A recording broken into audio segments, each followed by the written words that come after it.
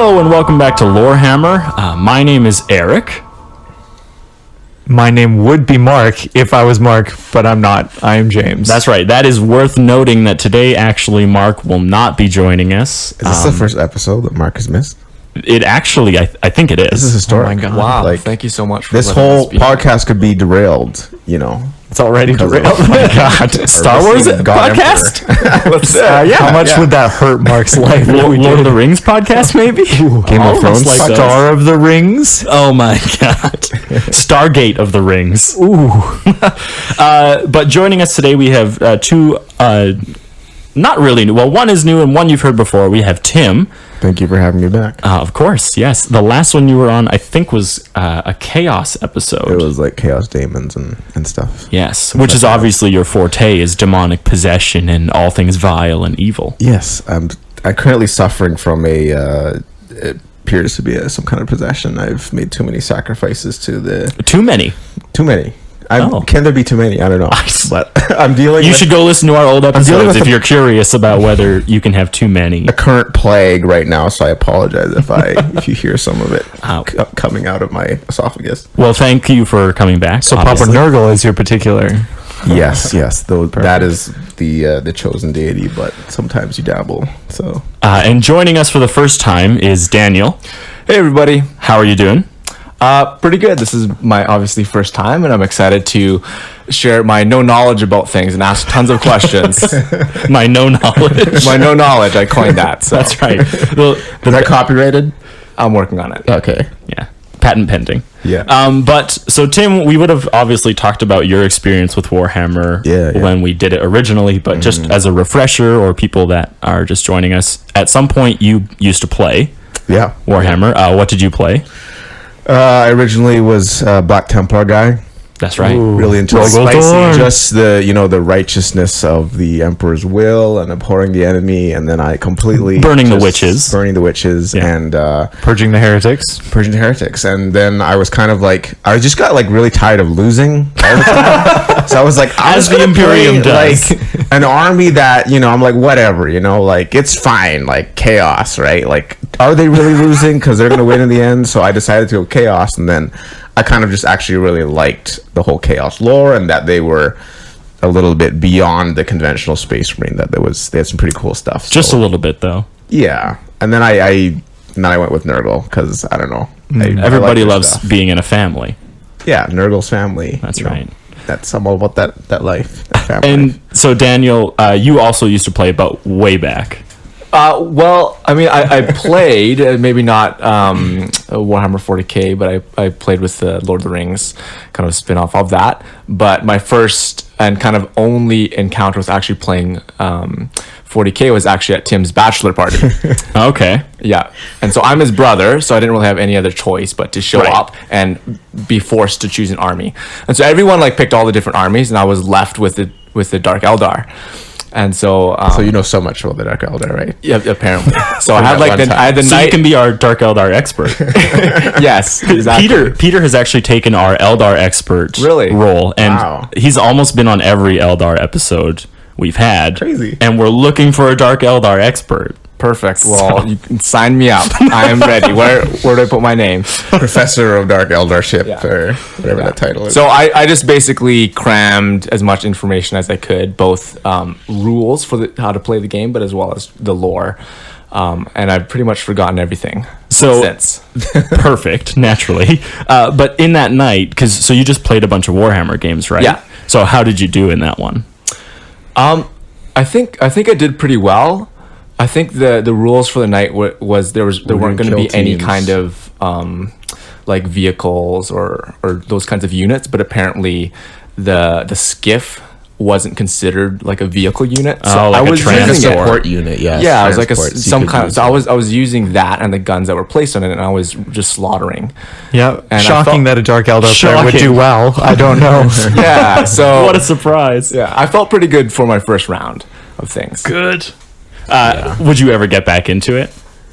Perhaps. Yeah. I mean, the piece that really excites me is the painting, Oh, okay. and the miniature work and the building, the details, and so I loved kind of thinking that process through with the Dark Eldar, and trying to take an unconventional theme to the color scheme of Excellent. them and so So forth. you would also probably then build your own story, and you would match like your colors to that. Absolutely, yeah. Excellent. Yeah. Because that is mostly what we're about, is building a story for 40K. Perfect. Right? And Yeah. building like the setting for the armies and that we play in. The lore, if you will. Ooh. The lore? Yes.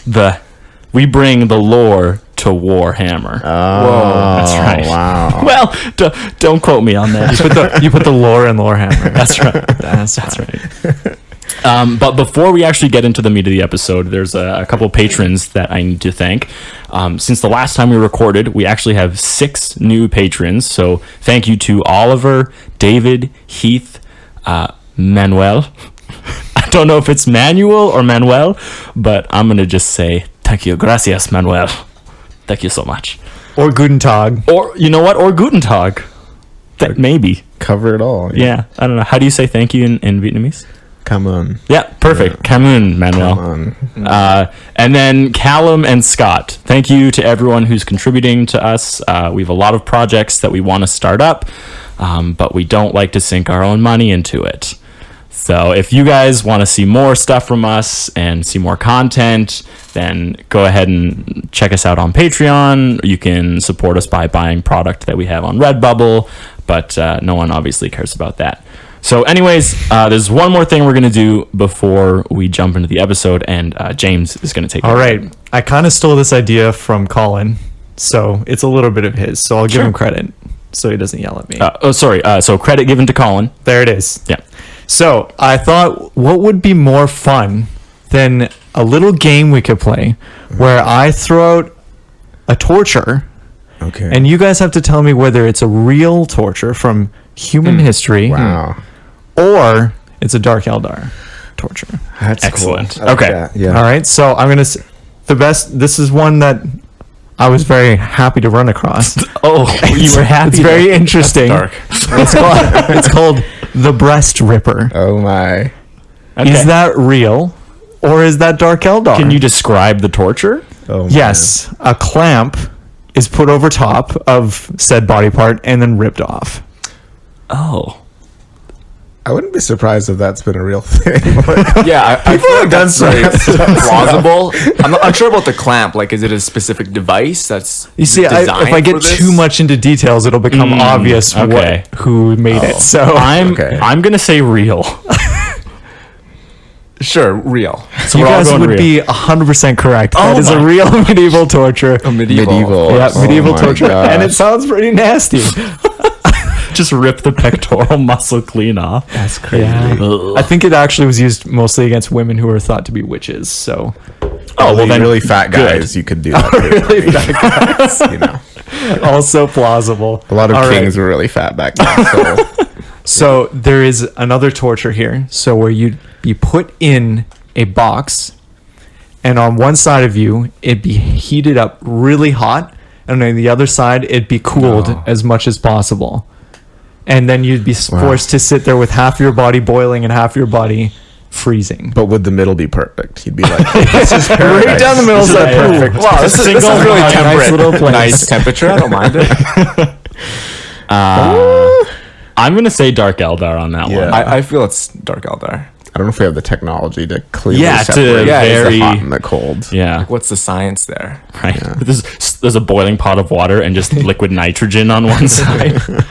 That one actually is also real. What? So they put them next to a roaring fire and leave it out in the cold, and it would like torture people to death very quickly. Who did that? It was medieval torture as well. Ah, yes. Wow. The Those best of good times. old, good old medieval people, The best right? of times and the worst of times. Yeah. All right. The next one is boiling blood. So the idea was you'd infuse people's bodies with boiling materials that would set their blood literally to a boiling point. Boiling materials. Okay, now I'm just gonna say Dark Elder because come on, there's no way he does 3 real ones in a row. I could have done all of them be real and just to screw with you guys. I'm saying We this live in a one's bleak world. Is there like Wow. option like C, like both the above, where it's both real and Yes, Dark I Eldar? will allow that. You're allowed to say option C. Okay. I think just Dark Eldar. I don't know. Injecting.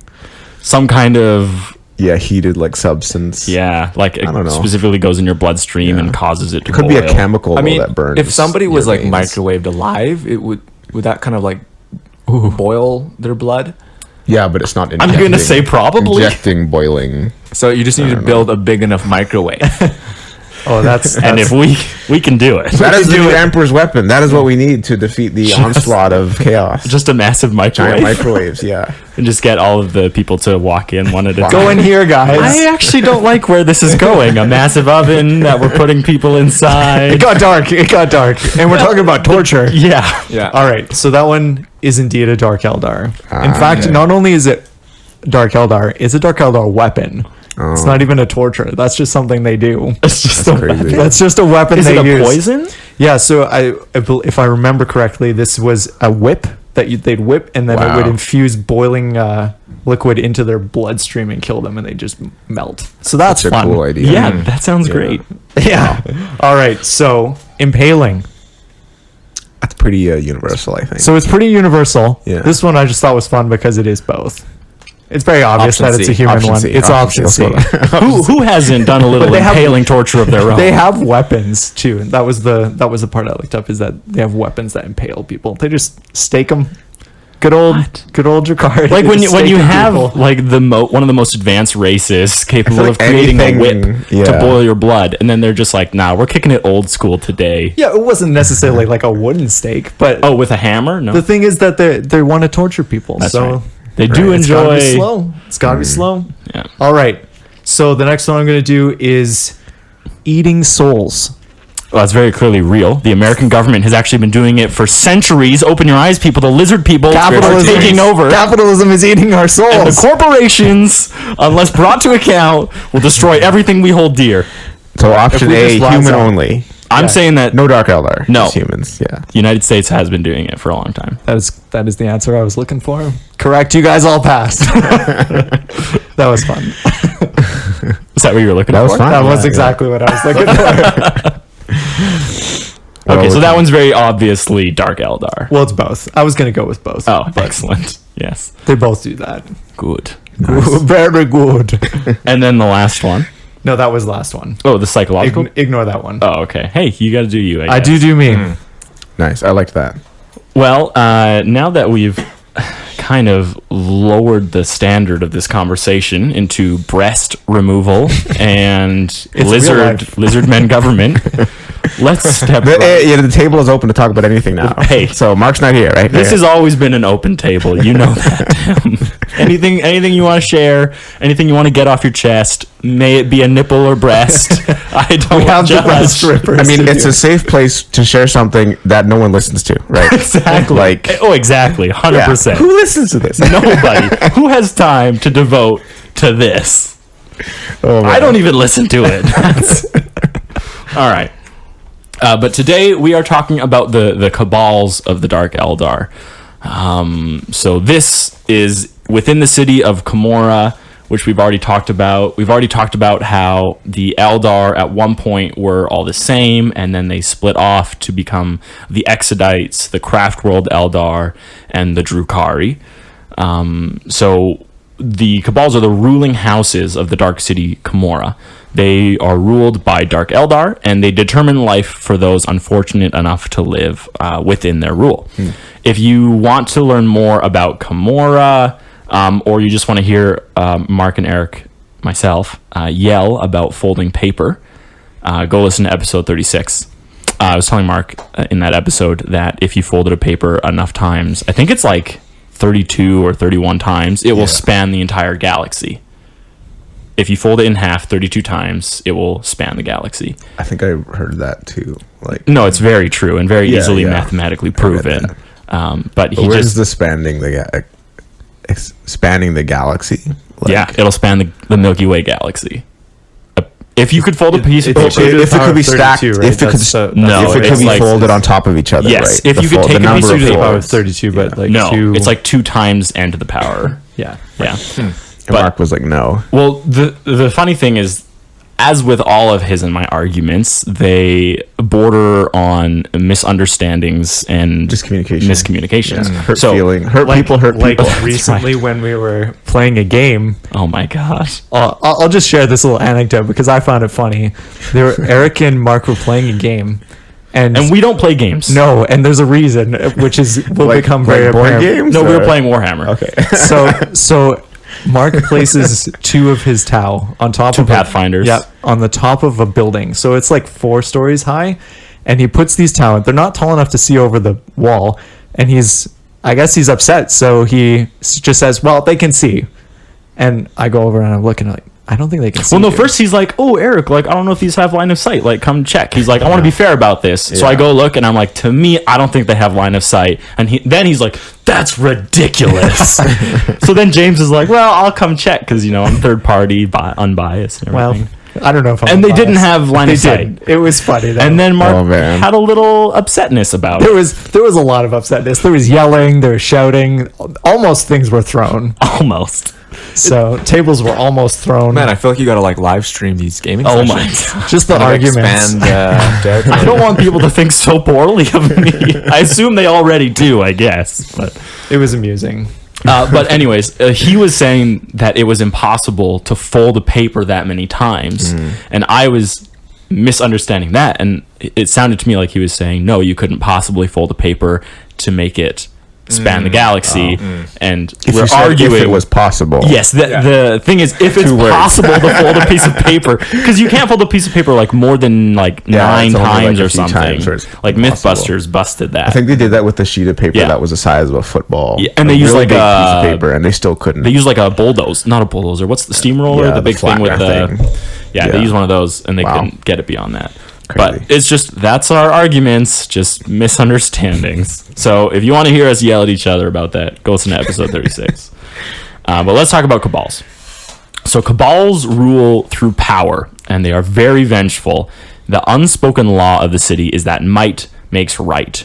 So it's all about power, and it's not about a democratic authority or you're born into like this place of power. It's all about, can you survive and can you exercise your power and authority over others? Yeah, I like the way I picture it, to kind of like bring it to our world a little bit, is that they're basically just pirates. Like if you picture pirates in the Caribbean going around sailing and I think ships. that's a pretty decent one, because there's also a code that they follow, and they it's not necessarily whoever's captain is the person who does the best job and who you're most afraid of. That's the captain.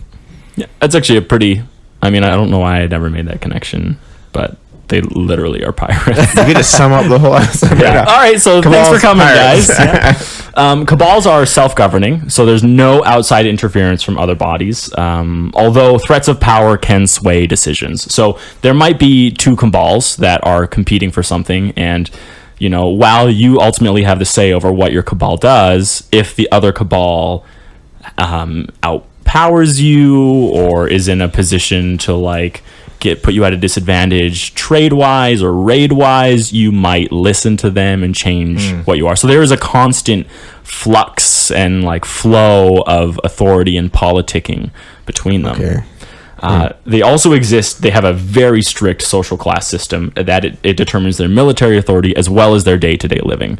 So we are going to go over what makes the different levels of a Cabal and who can order whom to do what. So there's not like an equally spread out level of power between the different houses or Cabals. There's even structure within that. Yes. Yeah. Okay. So it's all about what population you have and like who's a member of your Cabal, and then also like where you are situated geographically and what you're known for will also determine power.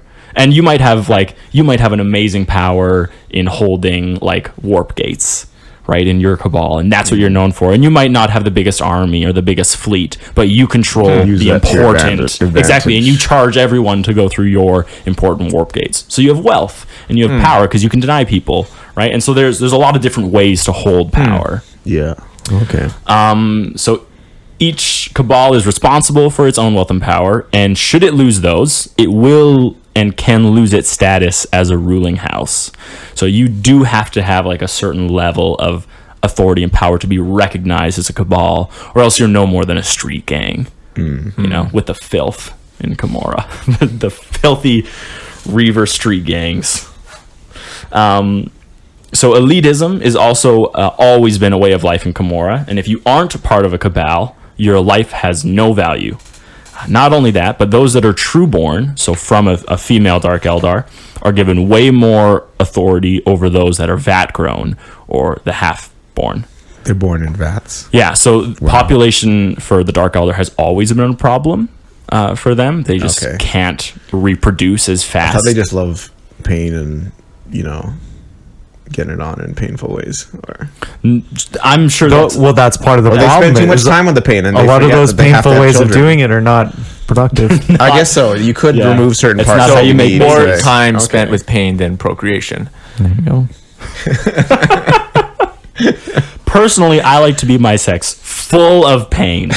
That's the only way to enjoy it, really. That's but yes, there are, since they have such a problem with reproduction, they actually grow, and I didn't know that. a lot of Dark Eldar in the city. Crazy. Yeah, which is Like the Matrix stuff in pods and I guess very close, except you have your own identity. yeah. Okay, cool. Yeah, and it's not cloning. That's important to know, is that they're not cloning. They're actually just creating, like they're taking the egg and the spermatozoid, and they're putting them together, and they're creating. They're just not carried within a What Dark race is Eldar that? female. Spermatozoids. Huh? What race is that? Everyone Spermatozoids? has spermatozoids. Is that a race of in Warhammer? Can I play that race? No. You just want to.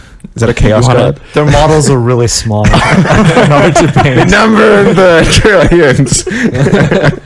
How do you make the model? You just kind of Think about it. Think about it. You can make your own, I guess.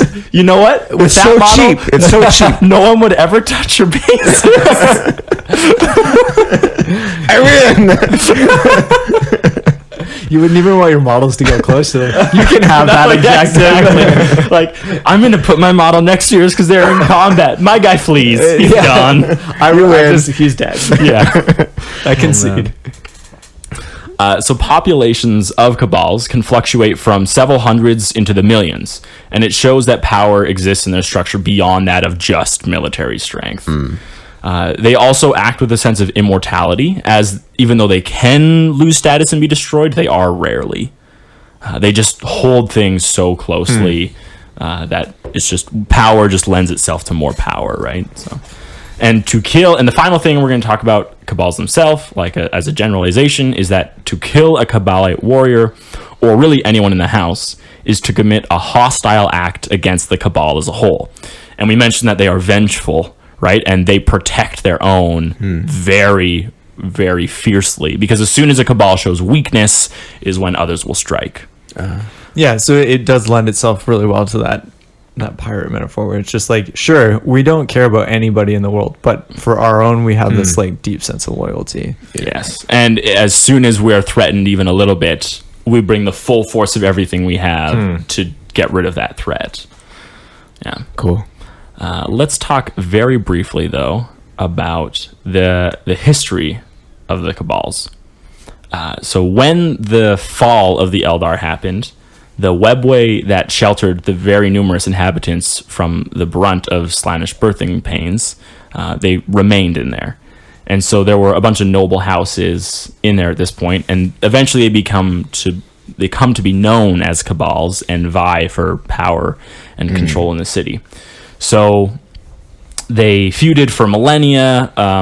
About, I think, M26 or M27 is when Slaanesh happened. So at that point, until M35, it's like 8,000, 9,000 years that these Cabals are just vying for power until an imperial attack on the city happens. And then it wipes out so much of like the current leadership that it's a simple thing for this guy named Asdrubal Vecht, who is the leader of the Cabal of the Black Heart. I don't know why I wrote Black Hand. One of the interesting things too about them is, like, when I was doing a little bit of research, is that they didn't even realize at first that their souls were being sucked by Slaanesh. They didn't even know. So they're just like going around, oh, well, everyone else is like responding to the fact that Slaanesh is sucking souls. They just almost act as if it's not happening. So they just keep going, living their lives the way they always had in their decadent Eldar ways. And then after a while, they're like, oh, our souls are being like fed upon, so we should probably do something about that. And it took them a long time to deal with that. Well, yeah, I'm not entirely certain when that happens, because there was a lot of time leading up to the birth of Slaanesh, when so the birthing pains of Slaanesh were felt for like a couple thousand years before Slaanesh was actually born. And I think that might have been one of them, is that before Slaanesh was even born, they're starting to feel the effects of her drawing their souls. I thought she was like existed, and they're still feeding on them, and they still didn't even acknowledge it. I mean, you read that more recently than I did. Oh yeah, well, I could be totally wrong too. I just say things and then let the expert just move in for a second. What do you think, Daniel? Yeah, bring in the experts. This is what I think. What is Slaanesh? Excellent question. Refer me to which episode, Eric? I actually don't have that in my notes. That's okay. We never talked about it. No, we must have. No, we did. We talked about the fall of the Eldar. I think we had a specific episode about that. You talked about Slaanesh though? I'm fairly certain. Chaos Gods? Yeah, I mean, but it was Marines like and all that almost stuff. 2 years ago at this point. You could start recycling episodes now, or That's what we're gonna start doing. We're just gonna re-release the same episode with commentary. Yeah, Whoa. Yeah. commentary. What I was on doing that. when I was in that episode was I was leaning back. That's why it sounded like I was really far away. You're gonna go to episode 36, you and Yeah. Mark, and you're gonna be having a commentary about this paper thing, and it's gonna erupt into another It fight, would. and Slaanesh will be born. out of this 100% it event. would have. It's just compounding. There you go. That's the birth. Yeah, of that's Slaanesh. the came out of No, that's corn. Definitely corn. Okay, Mark and I are responsible for 2 of the 4 Chaos Gods. Yeah. Yeah, I don't think we can accuse you guys of making Nurgle, at least. Yeah, there's no friendship between us. We don't care. So Asdrubal Vecht, and this guy, since M35, has been in control of the Dark City. So that's at least 7,000 years, because it's now just at like M42 around. And so he's been in control of Commorragh for a very long time. So he also claims to be one of the original founders of Commorragh. So he says he was alive in like M26 when Slaanesh was born, because he says he even witnessed the fall of the Eldar. And he said it was him who found a way of drinking the other, like the slaves' souls, and like using their pain to like replenish his own. Which if that is true, it's very possible that he actually has been alive for 16,000 years at this point. Whoa. I wonder what it'd be like to be 16,000 years. Like, would you remember anything, or would it be like that happened so long ago? I have no, like, it might as well have not been alive at that point, because that happened a long time ago. There's Probably a point. totally different person now. There's a really interesting thing about Asdrubal Vecht that we will get into when we actually talk about his Cabal. Cool. So don't forget that, because I'll bring it kind of comes back. So now that we know brief history about how they came to power by overthrowing the old regime, and then Vecht starting them and setting up these ruling houses that are kind of always contesting and fighting each other. Let's talk about like the organization of Kabals. So does one of you want to read like the next point in it? Sure. Go ahead, Tim. I'm on it. I just got all this information about Dark Eldar. Excellent. I'm just waiting to share with everyone. Spread your knowledge all over us. I'm not reading this from my phone. Not your basis, This is though. just coming right out of my soul. Your soul. Soul, yeah. It's a dangerous place to talk about with Dark Eldar. Let's get sucked out. All right, so you asked the question. How are they organized? Let me tell you. Yes. Positions in the Cabal are clear, and any attempt to act outside of one's authority is viewed by their superior as a threat to their authority, as any good leader would think. Of course. Joining a Cabal is a rough competition, and the only exception is that they're invited to join. So, Only the exceptional. oh yeah, I totally just, That's a Mark moment. it's a mark moment, yeah. You're in his chair. You're in his chair, yeah. It's a little bit rubbing off on you. Yeah, so it is rough competition because they only take the best of the best to like be members of their raiding parties, right? So the next thing we want to talk about is how they advance. And so we said that an attempt to act outside of one's authorities is viewed as a threat. And those threats are put down immediately because like the way to advance is to almost always kill your leader, right? Like if we're in a squad of Dark Eldar Kabalite warriors and there's a leader ahead of us, one of us is just going to be like, screw it, I'm done taking orders from Mark. You go stab a blade through his heart and now you lead the squad. Well, has anybody seen Mark today? We just heard his voice, And but who they knows won't. if that was It's a pre-recording.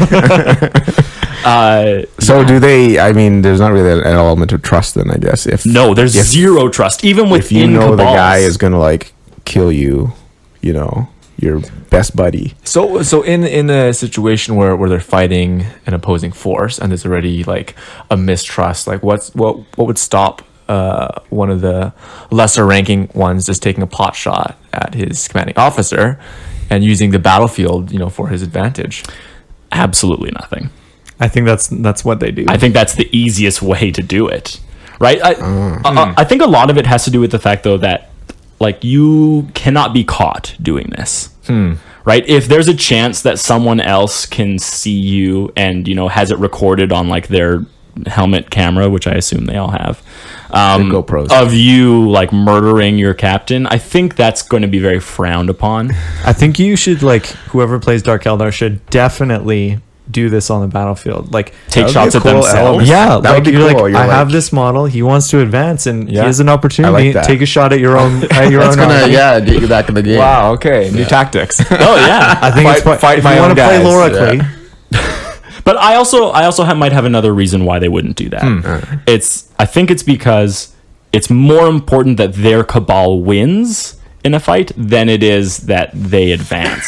So if destroying your commander could put your squad at a potential disadvantage in that moment in the course of the battle and make you miss out die on yourself. loot or you could die, then I think that they're a little more selfish in that regard. Because Okay, they so also what you're saying is if I'm losing and I'm playing a Dark Eldar player, then they can start shooting at their own players. right? If you run a doubly lose. Hey, do you do whatever it is you need to do on the tabletop? You do you. If you're playing Dark Eldar and you No, I start won't be killing playing your it. own I won't be character, I playing will it. love that. The other player will. Oh, you're The going to first- expect them to start Yeah. killing themselves? Yeah, if Isn't they're that an winning. Imperial Guard thing though? Like with the commissar, you can shoot your own guys, or that's a I That think is that's a an rule. IG yeah. thing. Yeah, I think so. Yeah. At the very least, I know it used to be a rule. I haven't played anyone who does IG or Astra Militarum It recently. used to be. I don't know if it is. Yeah, but you definitely you would sacrifice execute. one in order to increase everyone else's leadership or make them pass like a falling back test or something. Right. So you definitely is a big portion of advancement is removing what was in your way. So let's talk about the lowest member of the Cabal military. The Kabalite warrior. Excellent. You like that pronunciation? I do. Thank you. Is it Kabalite or Kabalite? I'm going to go with Kabalite. All right. Well, you got to do Sounds you. like a mineral. It does. It does. I have Very Kabalite minimalist. countertops at my place. So. Oh, I thought it sounded like a STI. Oh. Kabalitis. Yeah, but that's not what it is. It's Kabalite. Fair enough. You can't just I got a add extra. Kabalite infection. You can't just add extra. I have a Kabalite letters. infection. That sounds like you have a Kabalite and it got infected. Well, there you go. Don't all right. look. Well, here we Probably go. is I'm just going to Don't go source. Don't source check. on. I'll check you. All right. So these are the basic warriors and members of the Cabal. They perform any and all tasks that are too important to leave for the slaves because they got a lot of slaves. They have a lot of slaves. Yes. But, And Something's slaves more from all races and things, right? Yeah. But even their own. Yeah. Wow. Right? But it's they love going on raids, right? So they'll collect any race, and if they don't fit in the gladiatorial pits, then you're just a slave, I guess. To be used until we eat your soul. So due to the low population in Commorragh, many Dark Eldar are vat grown, also called half-born, as we discussed earlier.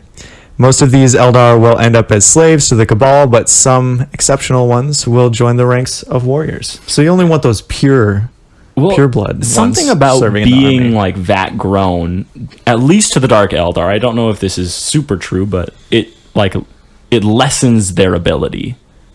It's Well, like it they seems like miss. there's like a perception of that across all races too, because aren't like the now I don't know if this is true post like at the current time, but the Death Corps were all vat grown. the, and I thought- the Krieg. yeah. Yes, they are. So, and I thought at first everyone didn't think they could do much in the Astra Militarum. Thought, oh, these guys are all vat grown. How good could they be? But then, of course, they were amazing. But I think there's that just a perception among most races that if you're born from a vat, you're just not. Maybe you don't have as much of a soul as everyone else, or maybe you just aren't raised as efficiently, or I don't know. But yes, there is, I guess, that perception, and I guess maybe it does span many races. So it might just be part of the universe that It being might. born in a vat, except for Nature Primaris versus apparently, nurture. which those are okay, I guess.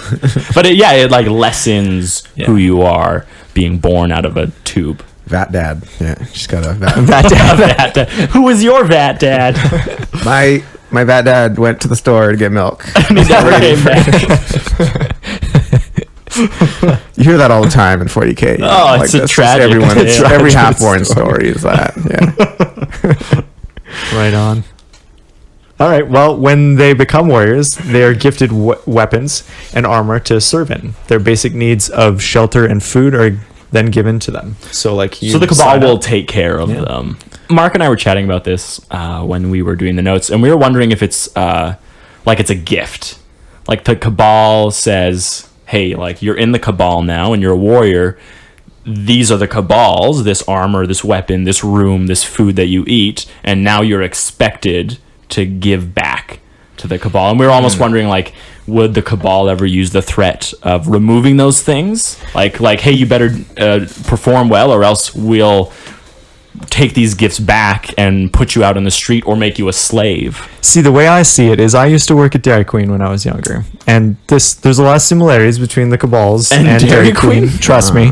So, I'm interested. so when you start working there, they give you a uniform, but you have to pay for your uniform and you work off getting the uniform. No. Seriously? That was what I was working on. I don't know if it's still like I mean, that. that was when minimum wage was like, what, $6? Yeah, it was a while ago. Yeah, exactly. So God. you'd work, and then that's how I assume the Cabals would do it. It's like, here, you get this armor. Obviously, it's not yours. You're Yeah. paying us. It's our uniform. The other thing too at Dairy Queen is I had to give it back afterwards too. Gross. So Do you think you got someone else's uniform? yes, I did. Yes, I did. Wow. So I assume that they give you the armor. It's like, this isn't your armor, but you're gonna pay for it. Yeah.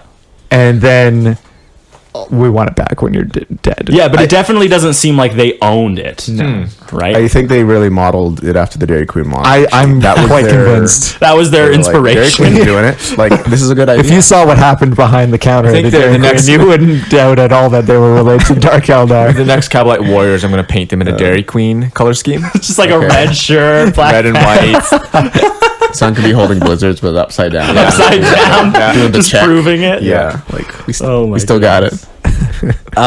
So the next rank up we have is the Sybarites, and these are merely the best of the Kabalite warriors, and they're in charge of them, but really it's not much of a difference in authority or title. It's like you have a squad of 5, and one of them has to like be the point of contact for the next higher up guy, so they're chosen. Yeah, like an NCO kind of thing. Yeah, it's not really a huge jump in authority, but it is something. And Everyone's got to start somewhere on that long grind to the top. yeah. Well, interesting thing about Sybarites is that when Mark and I were doing our research for this, we kind of determined that Sybarites and Kabalite warriors are all that grown. And we didn't think that there were any true borns in these ranks. And there's like reasons for that I can share later, but that was it. Kind of like, this is as high as a born could ever get, is what it felt like. I see. So like, yeah, like now they're a Sybarite and they have a few extra duties, but this is kind of it for you Sucks. as a half-born. Wow. They really are like the lowest. Anyway, so there is a constant rivalry between Sybarites of the same Cabal, even because they're all trying to gain the approval of their superiors. Yeah. They want their squad to go on the raids and to get loot and to have the pleasure of whipping people into flesh, blood boiling. Yep, that's the thing. That's what they live for. It's a thing. It's what they live for. Breast ripping. So, superiors of the Dark Eldar even encourage the rivalry. They believe that conflict begets strength, and such rivalries can even lead to violence. When we were talking about it, the image I kind of came to my mind was in the rivalry was like, Mark? Or- yeah.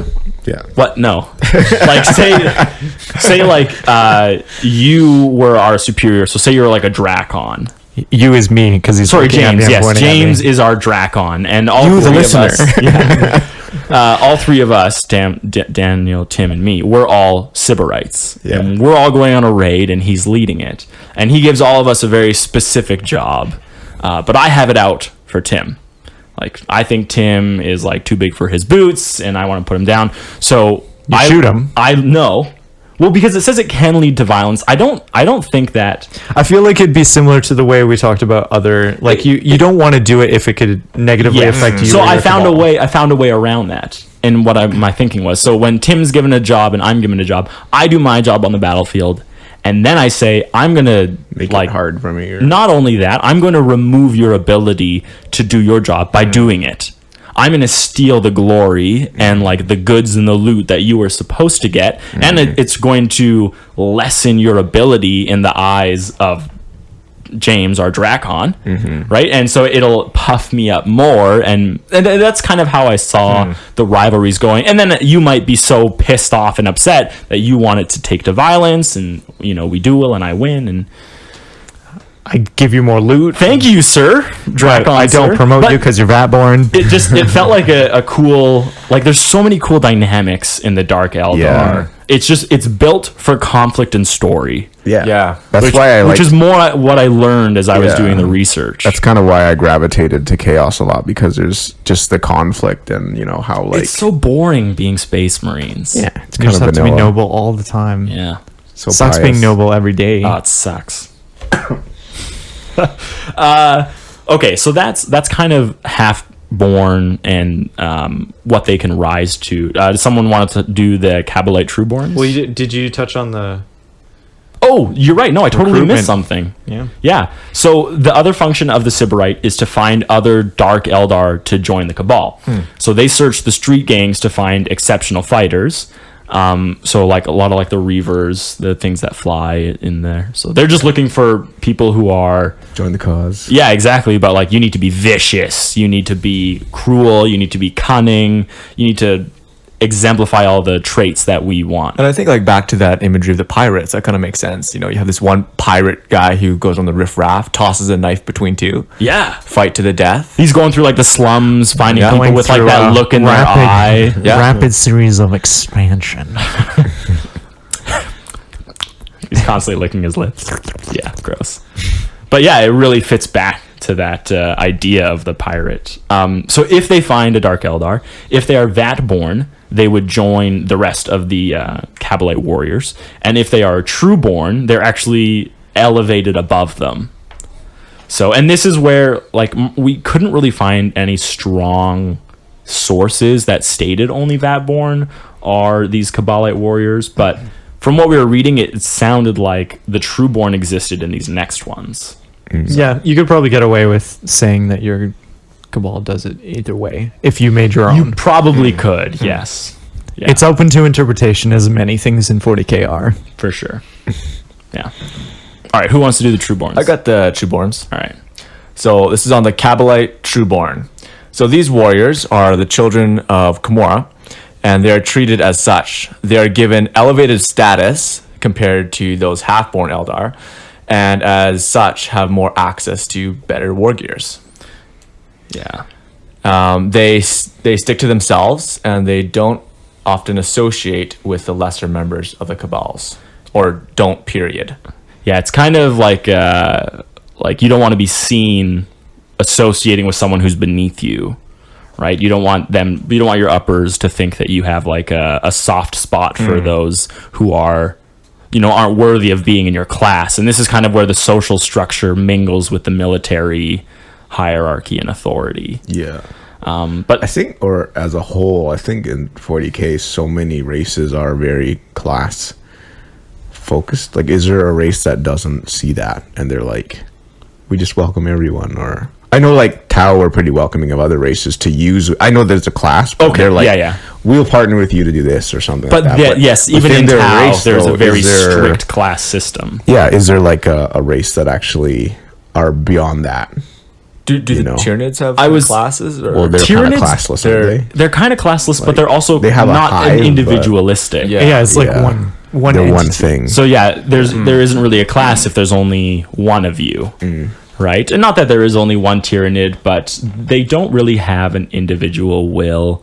Eldar might, like, they have different stations and different levels of authority, but you can be on... Are you meaning like without a hierarchy or without class? Like, is there... Not without hierarchy, but without, like, class. There's very clearly better... You see a lot of, like, we don't want to associate ourselves with you kind of stuff with, like, quite a few races, I think, well, in Imperium, 100%. Yeah. Right? You don't want to be seen with anyone who has, like, another eye on their forehead or another arm, right? Or, like, who is, like, a weak person, or, like, you don't want to be associated with them. Yeah, I don't know. It's definitely chaos. Yeah. They would have that similar thing, like, if you're not strong enough or powerful enough, you don't associate with me, or I just kill you. Right. Yeah. Right? Maybe Tyranids, maybe Eldar. I guess so. Tyranids, it doesn't make sense. It's like saying there's no class between your left arm and your right arm. Well, one of them is clearly better at some duties than the other. I'm just saying. Yeah, well, that's why you have to train both. Just work on one a little bit more. Okay, so out of the Kabalite Trueborn, just like how the warriors have the Sybarites, the Trueborn have Drakons, or Drakons. I don't know how you want to say it.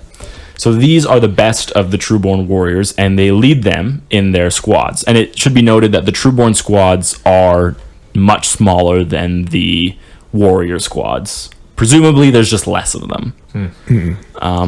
So Trueborns, like these Drakon, can also lead raiding parties if there's an opportunity for them. So this is a huge distinction between Drakons and Sybarites. Even though both of them rule over a squad, Drakons can lead raiding parties and Sybarites cannot.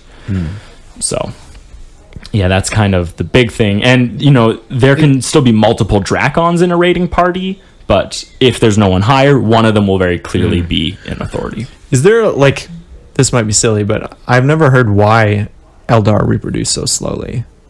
Do they just not take the time? I think it's a very emotional toll I see. on them. It's just difficult for them. Yeah, I seem to recall reading that somewhere. That doesn't take more than just a physical, like they're pretty tied to like the warp, right? Does that so they have to psychically do some work as well, kind of thing? I don't know about that. I just know that they just feel everything so much more. So I think to give life inside of them takes so much more out of them mentally. I mean, giving life to something that's immortal. Oh yeah, it's probably something causes a lot of strain and stress. Yeah, much more of a feat than something that's gonna just... Yeah, and Commorragh isn't a very nurturing city either for someone in those physical... Not a lot of opportunity for privacy, or... It's more just if you see a pregnant woman, you're gonna be like, oh my goodness, be very careful, pregnant lady. On Commorragh, it's just stab. Exactly. Lots of spiky things everywhere. Exactly. It's not like a nice place to have a child. And that's for Eldar too. They also struggle with... Yes, they just Dark Eldar. No, all Eldar. They just don't reproduce. Well, humans are just known to be Just a extremely lower rate. prolific, Yeah. compared to those other races. Yeah. Interesting. So now let's talk about hierarchs. So these are Drakon that have proven themselves capable, or they're just in the right place at the right time. So this harkens back to the assassination of previous hierarchs. And so one of the reasons why these guys would have such a good time of doing that is because they're in constant communication. So hierarchs and dracons. Hierarchs tell the dracons what to do. So the dracons are the ones with the most opportunity for assassination. And these hierarchs are advisors to the Archon, and they form the inner circle of authority within a Cabal. So they are responsible for sharing the will of the Archon throughout it.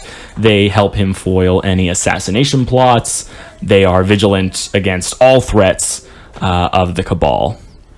I feel like they wouldn't. That's a strange position to be in, where you're in the job of protecting your boss, but as soon as he dies, you might be the new boss. It also could send you into the next target on your back. Yeah, true. But then why would anybody want to be the Archon? For power.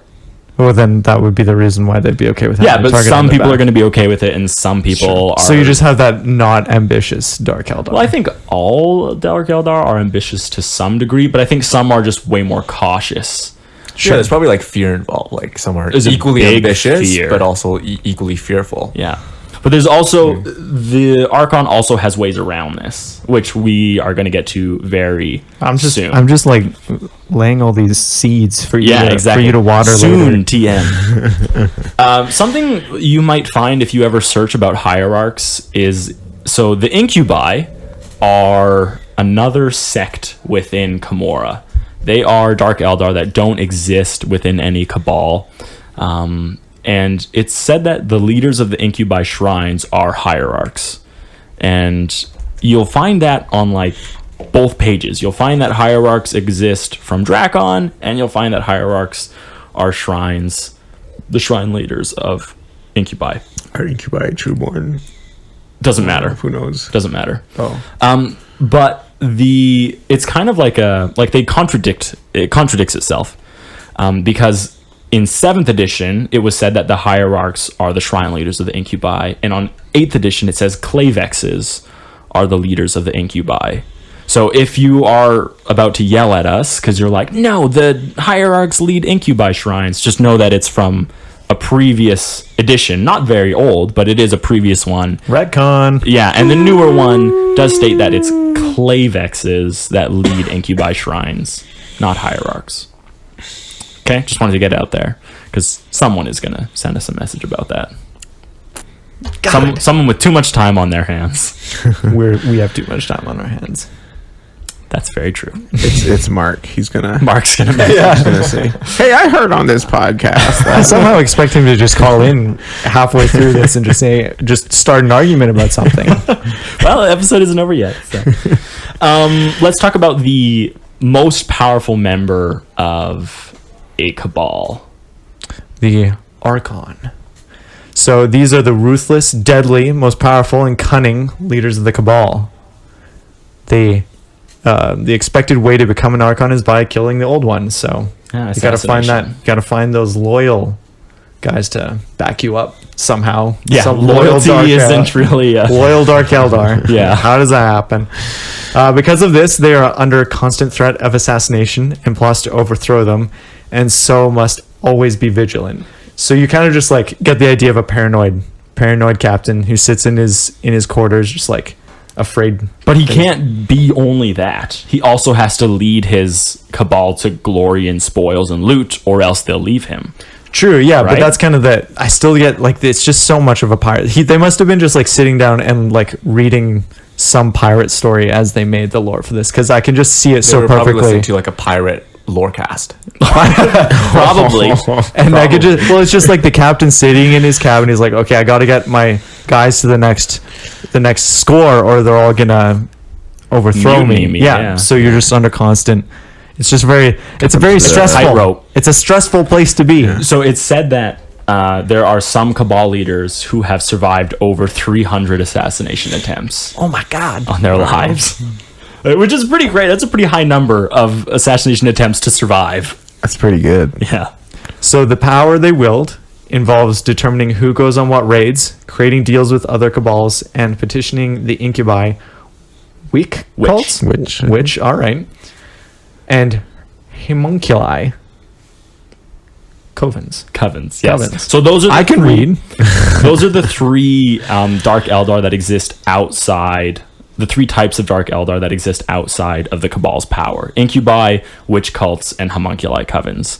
So the Cabals will go to them and entreat with them and say, like, look, we're going to go on this raid. We want you or a couple people to join us, and you will get a portion of the spoils. You can kind of imagine that as like a way of controlling too. It's like, oh, this guy's getting a little bit too big for his breeches. I'm not going to send him on any more raids. I'll send these other guys, and they'll kind of like. So you might be like playing a little bit puppet it's master. all maneuvering and politicking. Yeah, so you don't even care. You care obviously about getting the loot, but like, yeah, I might put that guy back because he's been getting a little bit too ambitious. Too out there. Exactly. He's been doing too well. This next point will answer a couple questions for you. So, the Archons are often seen in the presence of bodyguards outside the influence of their Cabal, or any Cabal. This is because they cannot trust any member. The power they wield is too great a temptation. Instead, they employ incubi, as they are unable to be bribed or corrupted by their own ambitions. So the incubi are very particular in what they do. And like once you've made a deal with an incubi, you can implicitly trust them. Like just you can trust them with your life. You fall asleep next to an incubi, he's not going to kill you if he's still on your contract. You'd probably need that in a society where everyone's just trying to off you. Like, yeah, they are 100% something needed. Yeah, something to kind of hold. It's kind of interesting. Like, why are they that way? Yeah, like we haven't done an episode on incubi yet. Yeah. Ooh. Oh, foreshadow. Yeah, but I'm pretty sure the next one we do is going to be on those three. We're going to talk specifically about the incubi, the witch cults, and the homunculi covens. We're going to talk about what makes them, what they are, how they act, what their views are, and stuff like that. But yes, this is how they avoid, a lot of like their own drama from their own cabal. Which makes sense. Would anybody below them be able to get any of those bodyguards? No. Just because they don't have the influence? Yeah, they don't have the influence. Yeah, like an Archon could request to like to an incubi and be like, hey, can you protect this Drakon for this raid? But the incubi doesn't have to say yes, right? The Drakon isn't going to the incubi and soliciting them because they'll be like, you're nothing. You are beneath me. Exactly, because everything is very strict socially. And then the last little bit we have about Cabal members are just their members of their court, really. So Archons will attempt to consolidate power by gathering all of those around them that they can use. So this includes Xenos races like Sliths, Urgals, Lamaeans, and Medusa, and that's just naming a couple. Literally anything you can imagine already exists in Commorragh, and then anything that has power or a potential for power or authority can be invited into an Archon's court. I have seen Sliths models. Are there the other two? Yeah, Urgals and Lamaeans and Medusa. There's all of them. I haven't seen a lot of those them are as like much. under Beastmasters. You'll find in like the Dark Eldar. Okay, I haven't seen a lot of those. But Mark and I were talking like it's not crazy to think that there might be a human in some Archon's court, Sure. or a Space Marine. Wow. Right, like a Chaos Space Marine. Like, Sure. what's the problem with them being like, yeah, I want power, or even just a Renegade Space Marine? Like, this is how I'm going to do it. Sure. Right, like because anyone can join. So That's cool. it is kind of cool to think that it's more story, right? Like it's more conflict, More it's lore. more different things that you can get in. So there's no precedent for what can. That's cool. be in So a you court. could make your lore a little bit like you could just use the rules for something else, but like, oh, I'm just going to throw this model in here because. That'd be a cool army. Just like a little. Well, bit of yeah, just proxying a bunch of renegades stuff. from- Yeah. That's cool. So these members, while outside the strict class structure of the Cabals, are presumably bought and paid for. We don't know exactly what their like true loyalties will lie. Like some of them might choose to follow the Archon because they want to. Some of them might be on mercenary contracts. Some of them might literally be slaves that were just like very powerful and that have been purchased and given a place of honor as a slave, maybe. Yeah. If you like, how dangerous would it be to be a member of this court though? Like I feel like Extremely dangerous. I feel like like no one wants your position necessarily. So you don't have are people trying to kill you for your spot? Why Because if not? you're just like a member, there's no like you don't have like a rank. You could for them just to be steal. but it could just be Powerful favor. to be in the Sure. court too, Right. though. With like, you might be the lowest guy, but then when you go outside, you're in his court. You know, Sure, you know what's going on. It also could be that Might be. Daniel, Tim, and I, we're all mercenaries. You're the Archon, but I noticed that you keep giving Tim the best like missions to go on. So I'm like, To screw kill that. Tim? So I kill him. So then All right, fair enough. Being in this Death. place is very, very dangerous. Yeah. It's probably worse maybe being outside of it because you have no security, yeah, because Sure. right? Like no rights, no loot, no personal property. Or it's always going to be better to be on the inside. yeah. It's still dangerous. It's just a different Right. game, right?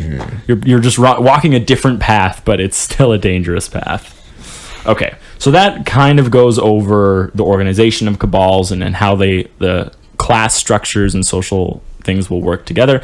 Let's talk about a couple of the notable cabals.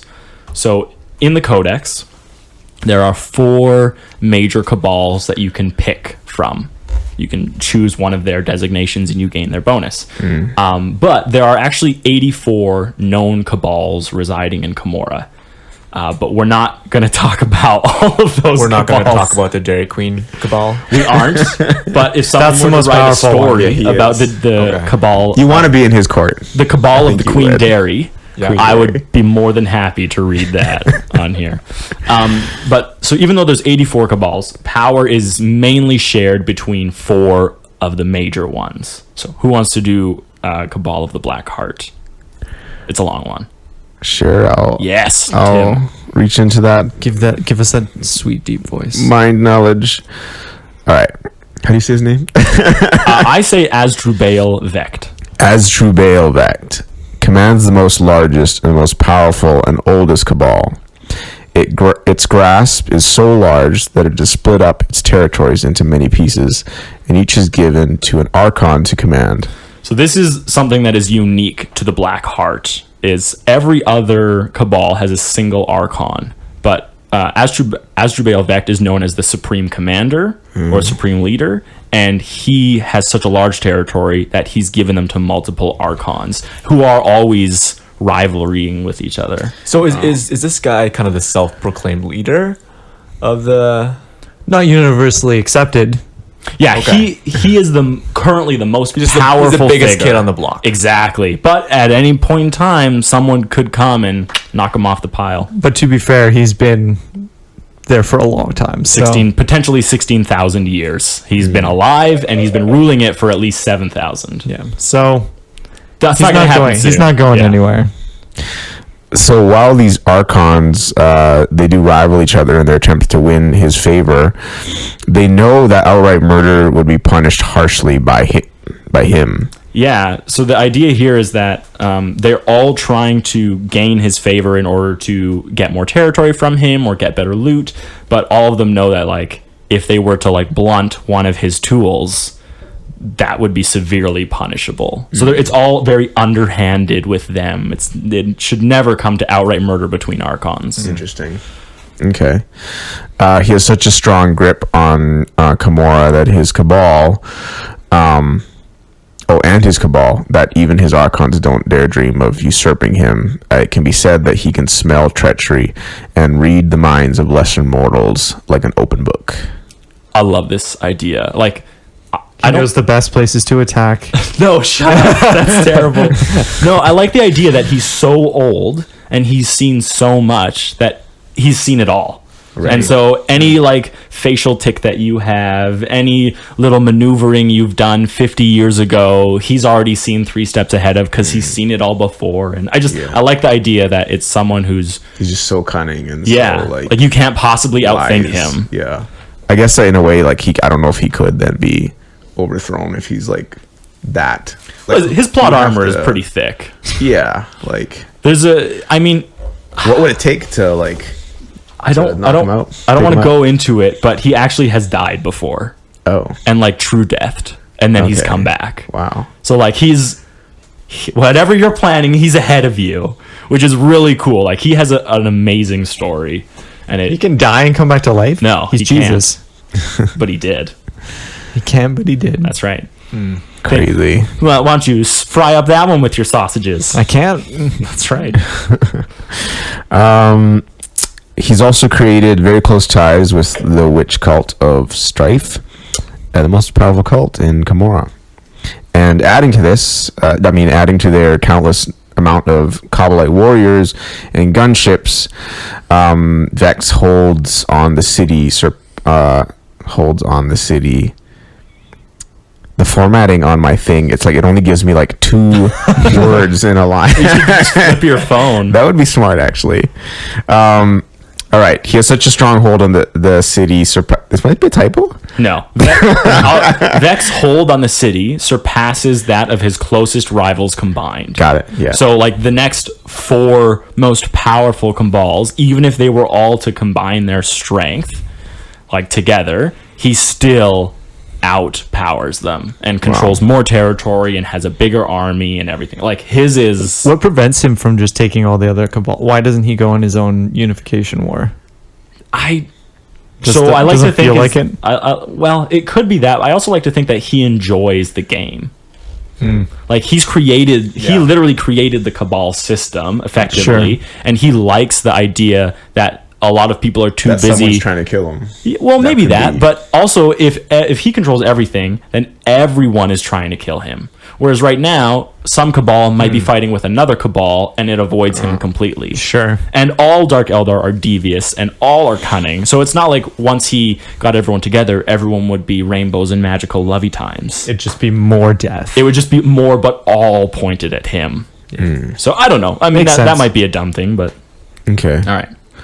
He orchestrates all of this when he used the previous name, Cult of the Black Heart, to overthrow the Sun cults of Commorragh and establish his dominance. Once he had done this, he declared his cult the first Cabal and toppled the nobility of the Dark City. Yeah. So he's the one. That's just reiterating. He started everything. And his colors are dark green. So dark it appears black, as well as maroon weapons. That's kind of cool. Like it's still green. So what? It's just so. Okay. So There's a side story. on the Lexicanum, if you look at the Cabal of the Black Heart, they're going to list their colors as black, silver, and maroon weapons. And the Lexicanum is normally very accurate. Like, normally the only thing you find on there are, like, very clear errors where it's like they put a date wrong or something, and you're like, oh, that's obviously wrong. But, so, black, silver, maroon. When you look at the picture of the Cabal of the Black Heart, the armor is very clearly has like a green tinge on all the edges. So imagine like something is shiny, right? And the light is reflecting right on the edge, and it's green. So that tells you that there's green in the armor. Yeah. And Mark and I argued about this. We had a yelling match, really, because he was like, Eric, you're colorblind. It's very green. You just can't see it. And I was telling him, like, no, I can see it. The Lexicanum says something very different than what. So, like, I know everyone paints them like green, and I accept that as it is. I'm wondering why there's such a big disconnect between two things that are like right next to each other and very opposed. It's nice to have this time where you can just vent about all the things you and Mark. This isn't even venting. I'm being as polite as possible. You don't even have to You don't have to though, because he's not here to defend himself. He's gonna listen. He's gonna listen. Well, yeah, but like, you can just say it. And I'm throw it out to the world. I'm scared. He knows where you live. Mark can sense treachery. That's right. He can read the minds of me like lesser mortal. Because he's ancient. He's seen it all. But yeah, we had a little bit of a tiff over this. But when you look at the picture and how everyone seems to paint them, it is like a green so dark that it's black. Yeah. Yeah. Okay, that's cool. Their preferred style of war is using their superior numbers in large-scale raids and heavy fortification sieges. Yeah. Now, like, sieges don't really seem to fit with Dark Eldar. Like, do they have siege weapons and? Yeah, everything's like kind of light and Kind of like strike and go. Yeah, they seem to be like more raiding parties. So this is one of the things that Mark and I kind of hypothesized on, and it was, okay, like, what if they are just going after the targets that no one else views as worth it because it takes too much firepower or it would take too much time to do. So sieges in the realm of Dark Eldar. Exactly. It's not a siege as in we think like sieging a castle. It's more like, no, we're going to breach this thing that no one else wants to breach because they've already got their slaves and they're disappearing back into the webway. Yeah. But it says heavy fortification. I know. That seems to really be like at war with the idea of everything that Dark Eldar stand for. So it very could well be that they literally are laying siege, but this is talking about the guy, you know. Well, so he's so like it could he has be so many numbers and he's just so powerful that if anyone were to do a siege, probably it would be him. It would He be has him. the ability to do Yeah. it. Yes. Yeah. That makes, I don't know. You just like make of that what you will. Yes. Is what that is. I'm not here to tell you everything. I'm just here to spark discussion. All right, who wants to do the Cabal of the Poisoned Tongue? I'll take the tongue. All right. Oh, okay. Don't like that. Oh, okay. The Cabal is closely aligned with the Cabal of the Black Heart. They are known for running circles around people with their words. I get the tongue reference now. Clever GW. They are very devious when it comes to politicking. Yep, that's Politicking. the word. That's the word. I thought it said pot like. There's just so many like. Licking. I mean, it's When I just tongues, glanced right? at the skill It's like and- one of those words when you look at it. It's like there's a lot of like weird letters put And together. you don't normally see them in. I didn't but, know like, that there's it's a normal K word. in, yeah, politicking. All Interesting. right. Wow. They use this skill to ensure that their allies take the brunt of an attack or manipulating other cabals into situations where they can capitalize. Nice. So it's Yeah. like, Eric, can you just like talk to Mark about this for me? That's exactly what it is. And you're like, wow, Eric, you'll get so much more out of this. It's tricking people really into doing things that they can benefit from. Yeah. So they like to employ assassins, infiltration tactics, and enjoy using heavy amounts of poison in their dealings. If anyone's got their blood boil whips, it's these guys. Yeah, well, I can also see just like they have a handshake. They're like, oh, let's shake on this. And actually what There's it is ricin on their hand. or it's just like a little thin needle Injecty thing. that has like a timer on it, that like a poison timer, so that they walk away and die like a day later. Absolutely. Yeah. That why sounds not? like what they do. That sounds. Those crafty tongue people. They're so ridiculous. Don't like that. That poison tongue. Or they just have it's a kiss. Like, Kiss of death. Oh, yes, yes. after that would be a It's like the ultimate honor to get kissed by the Oh, poison yeah. tongue. and remember? live. And Oh, live. yeah. Yes. If you live, you're in. That's deep. crazy. Yeah, the Archon of the Poison Tongue, Lady Malice, Yeah. is known to have a mind like a steel trap. She avoids disaster and invites profit so well that many believe her to use prescience. She knows the best times to attack, Don't you dare. the best places So bad. to leave the webway. I hate you. She is also a really cool character who we'll get into at some point. But she has very close ties to Vect as well, and their stories can intertwine at multiple times. Star-crossed lovers. Yeah, well, yes, actually. Star-crossed lovers. She was one of his consorts. At one Maybe Vex survived the kiss of death. point. He definitely did. Yeah. Oh, Yeah, that's right. why he's Oh so my powerful. Plot thickens. So the color Story, of the so much poison story. tongue is blue, so blue that it appears black. Hey, you know what? Colorblind, Nick. No, it's real. Go look at the pictures.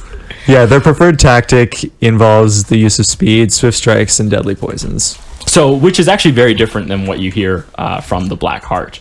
Yeah, they seem to have very well. I mean, it kind of makes sense too, though. It's like she's a big one, but she doesn't have as many resources, so she has to be a little more clever with how she uses Exactly. them. Which I like it. Yeah, no, Poison Tongue is really cool. Are you looking at the pictures, Daniel? I did, yeah. You see what I mean, though? Like, it's black, but there's like a blue highlight on them. Yeah, I feel like that just might be just the artist's choice. Just trying to. I don't want to talk about it. It's in the notes. The notes are canon. Do you want to do Flayed Skull? Sure. The Cabal of the Flayed Skull keep their seat of power on the highest and most jagged spire in Commorragh, called the Poisoned Crown. This is where they keep their vast fleets. They are second only to the Cabal of the Black Heart in terms of military power. So that's kind of interesting. Yeah, there's not like a huge amount of information about this Cabal. It's not nearly as big as like the Black Heart. Its Archon doesn't have as much of a story as the Poison Tongue, but it is known to have like the largest fleet in all of Commorragh. Interesting. So their colors are red and black. Or is it red that looks like black? Is No. that So straight red, black, so or- dark that No. They actually have like a red and then black as well. So their red isn't so red it looks like black. That's the next one. So the Cabal of the Flayed Skull, their tactics use a high number of aircraft, and all the best Dark Eldar pilots want to join this Cabal. Sweet. And Archon Vrask, and is that right? Vrask? Vrask. Yeah. He started his career as a lowly Reaver and rose to become the Archon of the second most powerful Cabal. That's pretty cool. Yeah, a Reaver is a nobody. It's someone who like flies around the Dark City like at street level, chopping people's heads off for fun. Wow. Are they on like the Hobgoblin? Yeah, surfboard exactly. thing? Looks like Green Goblin. Yeah. Yeah. Now, would he be like a Trueborn or? Most likely he's a Trueborn, Right. but his story is kind of unique in that not many people are gonna rise from Reaver to like Archon. Interesting. So it's very possible he's that grown just because like he's the street guy. So, but it's pretty cool. Mark and I were talking about like the rise of like a Cabal would be one of the coolest stories probably ever in 40K. Like and there's so many ways you can do it. You can do where it's a guy starts as nothing but like a warrior and slowly makes his way up to Archon. You could do where a guy is outside of a Cabal and just destabilizes it from the outside and takes it over. You could be a guy gathering power to yourself and creating a new Cabal, because Cabals definitely aren't created all the time, but there's nothing saying that they can't be created. So there's just Well, yeah, that'd be a cool backstory. It for would be your own, so cool. if you like. I wrote this backstory to my own Cabal, and it's this guy rose up and created his own, and Right? through his craftiness. yeah, and his cunning and the assassination he employed and the contacts he he had. knows the best places to attack. Shut your whore mouth. I hate that so much. So we did an aspect warrior episode. Okay. And we were describing the exarchs of each aspect. And Yeah. it's literally like the aspect knows the best time to strike. The aspect knows the best target to hit. The aspect knows the best way to deal with his enemies. And it was so boring and monotonous after a while. Okay. And I guess I'll do the Obsidian Rose. So the Cabal of the Obsidian Rose controls the majority of arms trade within Commorragh. So part of this is due to that their Archon Astra and her demand for perfection. She only wants to trade in the best of weaponry. You know, if ever there's like a flaw, not only will she get rid of the weapon, but she'll probably also get rid of the person who is trying to sell it. Like she's very strict on that. And part of it is also due to the fact that they only seem to raid Eldar because they're the only race capable of creating the weapons that they sell. Okay. So they won't raid humans, or they won't bother raiding Tau. So this puts them at a severe disadvantage because Eldar are much harder to raid than a human outpost world in the middle of nowhere. They're the only race capable of creating weapons they sell. What does that mean? What are we talking about? So Eldar? The Eldar are the only race capable of creating the level of weapons that she wants to sell. Oh, okay. So like their weapons are so good. advanced Yeah. that she only wants to sell that quality. Okay. She doesn't want to sell a las gun that a Right. human can create. Okay. Then our Eldar weapons, Monkai. Yeah. are they like would you say the best weapons then in 40K? Or No, like in terms of little pew pew? Yeah. I don't think so. I guess she just doesn't know that. Maybe not. Well, Eldar don't make the best weapons. Like I know there's like tough. It's crazy hard to weapons say. in 40K, but should call across Mark the up. board, when they say like wouldn't Necron though make better weapons scientifically speaking? Okay. But if Yes, we're talking about obviously the Necron are the best race out there. okay, hold on. That's a little But I would biased. say, but like No bias at all. Like on What their reason own. could I have for being biased? on their own. But if it was orcs can make their guns probably better, but they're not good quality. Orcs don't make guns. Weird boys No, No, but like just like I thought that the idea is their guns function because they think it does. that's kind of being retconned. Oh, are they changing that? Yeah, I dislike it. I preferred it that way Because it's hilarious. because it's awesome. But yeah, no, I truly think that Eldar technology, like, no one understands Necron technology. No one does. And you can't capture a robot and make it a slave because it's a robot. It's right? already a slave. Exactly. But Eldar, like, you can torture them. You can. It's the best they can get. Yes, it is the best they can get. And Eldar weapons, like, if someone handed you like a Tau pulse rifle or a Dire Avenger Gatling gun, what are you going to take? Oh, I take the Eldar gun every time. Of course. Yeah, because it fires monomolecular shurikens. Everything is monomolecular. It's a joke. Monomolecular. Yeah. But, so, like, at the very least, she believes that they are the best. So it's kind of like getting a Gillette, like the best a man can get. Exactly. You want to bring up Gillette on this?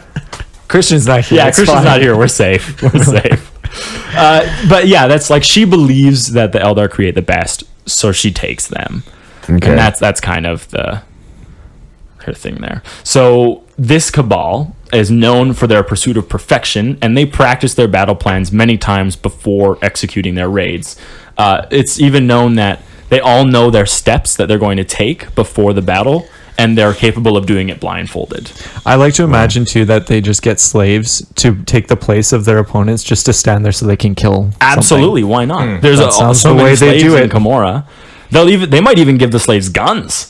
just to make it a little more fun. Yeah, exactly. Like, here's a little hope so I can watch it drain from your eyes as the cut on your neck, perfectly placed, allows you to live and slowly die. Right? Like the Dark Eldar put on a show. They're like, we choreographed this whole thing. Why don't we just sell tickets? That's sell right. tickets to it? Yeah, There's make a little, some change on the there's side. a little bit of Harlequin mix in there, I see. So the key tactic of this Cabal is using their superior weaponry combined with their meticulous planning. And the colors of the obsidian rose, get it? Obsidian Because rose, it's dark. are red. So dark, it appears black. And black. Oh, black's in addition to the appearance of Yeah. black. Dark Eldar, they like black things. As black as their appearance, yeah. soul. Kind of like, I picture like kind of like a welder's mask where it's like it can look black from a distance, but when you come up close, you see like the depth of the glass. Where it's like it's kind of green. Let me show you a picture, Tim. Show me a Cabal picture. of the poisoned. Nope, not poisoned. Obsidian rose. That's the one. Well, is there anything else we want to discuss? Any questions you guys had about this? Any? I mean, other than the relation between what we've been talking about, the Kabals, and is it Kabbalah? Kabbalism? You know, the Jewish mysticism? I don't know. Is there a relationship there? Interestingly, the Jewish practice is to sacrifice goats in exchange for their souls. Oh my God! This The is inspiration! Scapegoat. Wait, are they pirates or are they Jews? They're Jewish pirates. Oh my goodness! And when you lose, all you coming actually have together. to cut your Hasidic curls. Ooh. Like you grow them, and that shows. It's like what It's canon! are the horse lords in Game of Thrones? Drakari. Yeah, the Dothraki. yeah. Drakari. That's work. That's what she said. The Jakars. Never mind. Okay, so the Dothraki, you know how like they have their hair long, Yeah, and then yeah. when they lose, they get it cut. It's the exact same thing here. Wow, guys, we did it. We solved Dark Eldar. Wow. Got him. We know everything closed. there is to know about them now. I mean, they're pretty interesting actually. Like I like some of their stuff. Like it Yeah. would make me almost want to like play a Dark Eldar You- army because you you know can do what? so many cool things with them. No matter what episode you like, if you come on, Yeah. you learn so many cool things about Yeah. that particular thing. It does spark like a desire of you to like play it because you start seeing like all the intricacies of it and how they work together, and you start Yeah. your brain starts working like I can create a story and a narrative now that I know all this stuff. Yeah, it kind Yeah. of makes me actually want to go back and play with my Dark Eldar. And then even, in the case where I'm losing, start sacrificing my own guys. That's right. Work your way Because up in the world. I know it's lore friendly. I know it's true. I know I'm playing out the story. Yeah, And that it honestly like that really helps for me. Like, I'm not a very strong Warhammer player, but I love the story and I love the set. I'm not. I really am not. Don't tell Mark I said that. I don't want to admit to him that I know I'm not good at the game. You don't play to win, though. That's right. That's exactly it. I don't play to win. He doesn't play to win. I just play to have fun. I think it can, as a player, though, it can be frustrating to kind of, I don't know, because...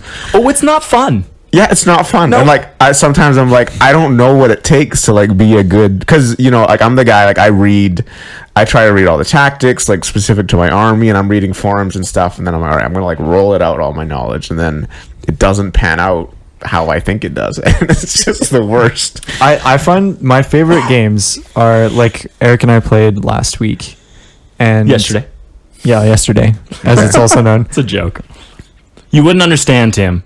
I don't know. The idea is we just kept saying yesterday when it was actually a week ago because we're retarded. So the idea is he won I won the first game, and then Eric won the second game, and both were close, and that makes it fun. I think that's the best way to play a game. I think too. I think some people, they come in like just, I don't know, very competitive, and then There's a place like for it. where it's not about Totally. just having fun, which is, I think that's a nice way to play, but where they're just like totally out to like crush you. That's if you're going to a tournament, I expect that, and that's fair, and that's the way. That's where that belongs. Yeah. So but we're just playing with friends. Usually, it's like you just come to have fun. I appreciate a narrative game.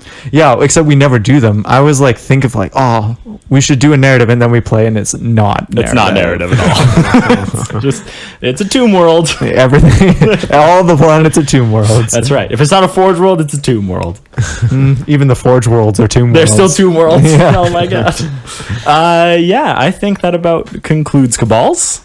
Cool. Last note: Yeah. drinking game going forward. Every time you say "that's right," you have to take a shot. A shot. A shot. I'm going to be absolutely plastered halfway through an episode. Next time, that's what you got to do. I'll do it at home. Are you supplying the alcohol? You'd have to have me on, and I'll bring it out. Okay. We're doing it. That cost me nothing to All have right. you join us. Yeah. Drinking game. Okay, after you heard all, so there's 4 different Cabals, and you've kind of got a taste of all of them. Either tell me your favorite Cabal and why, or create like a different Cabal. I'm not expecting that one, but just in case you didn't like any of them and you had a better idea for a Cabal, I want to hear it. So, James, what do you got? I honestly like the idea that we talked about a little bit, where you start your own Cabal coming up like this. There's this just ruffian. He's a sadistic guy, and he's starting from the bottom and he's killing his way to the top of his, and he's creating a new Cabal. He's so ferocious. He's so sadistical and mad that he just attracts people to him, and that sounds like a cool story that you could build for your own. And then you can kind of go wherever you want with it, and maybe he's just so insane and is so sadistic that he doesn't even care what he's attacking, who, like, he'll go after other Cabals. He's a just for rabid fun. monster. Exactly. Just he's going to be loosed in whatever direction he's pointed at, and then people just follow him because he wins. Yeah.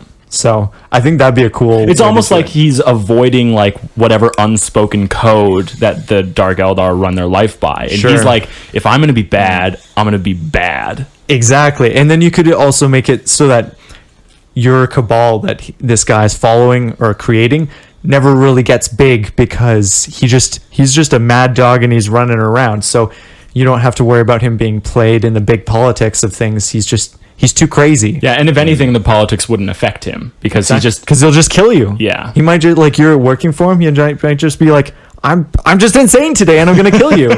Yeah. No, I definitely can see that. I think that fits. Do you have a name? No. Okay, excellent. Give me 5 minutes. You got it. Trevor. That's his name. I was thinking of the Cabal, but okay. Oh, Trevor's Cabal.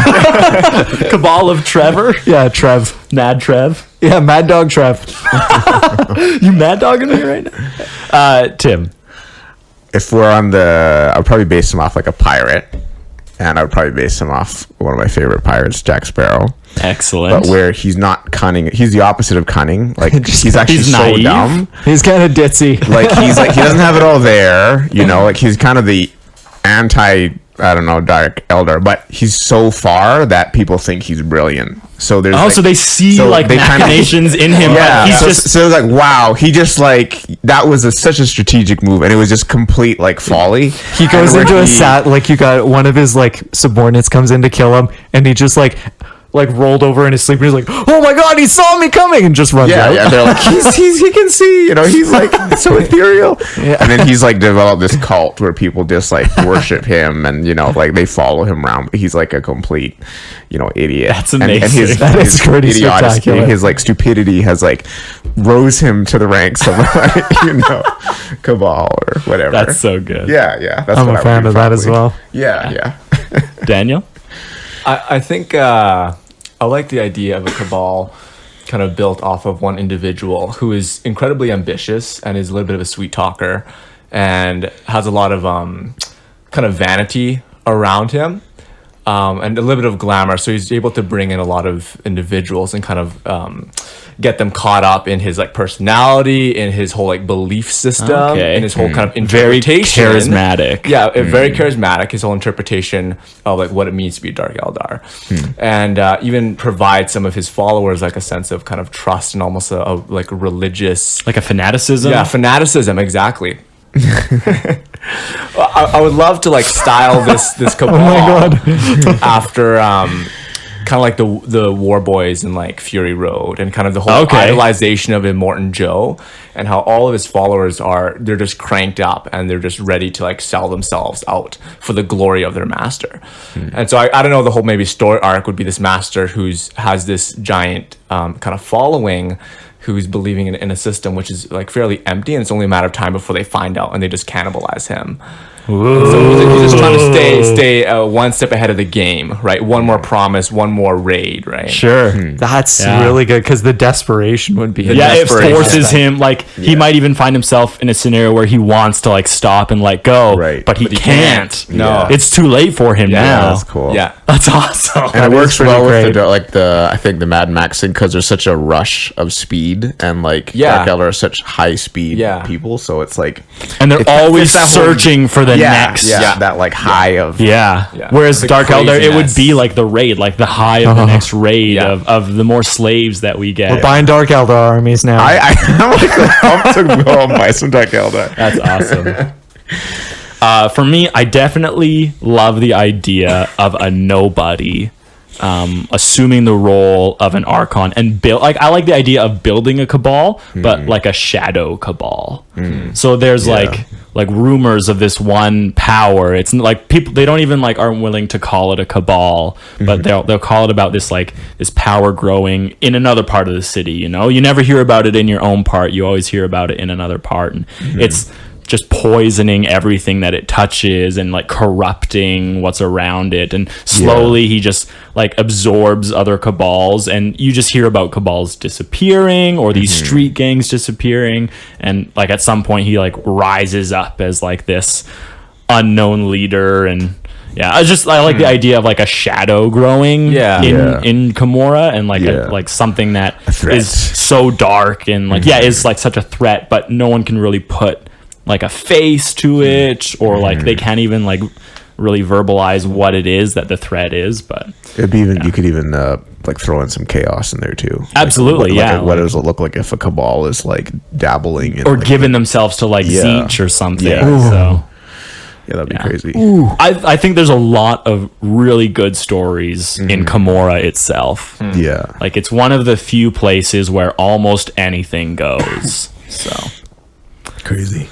yeah, anyways, thank you guys for joining us. Yeah, thanks for Yeah, having absolutely. me. It's been fun. Yeah, I'm glad. I hope you guys had as much fun as I do when was I great. when I record these. Yeah, James, you know. yeah, I get that a lot. Anyways, thank you for listening to our episode, guys. I hope you enjoyed it on the Cabals of Dark Eldar. If you have a story about Cabals, if you've created one, if you want to after doing this, if you want to write a story, send it in. We will definitely include it on a listener lore. If you want to support us, go on Patreon, buy our crap on Redbubble. If you want to chat with us, Instagram, Lorehammer, or Facebook. Other than that, we'll catch you next time. peace. See ya. Farewell.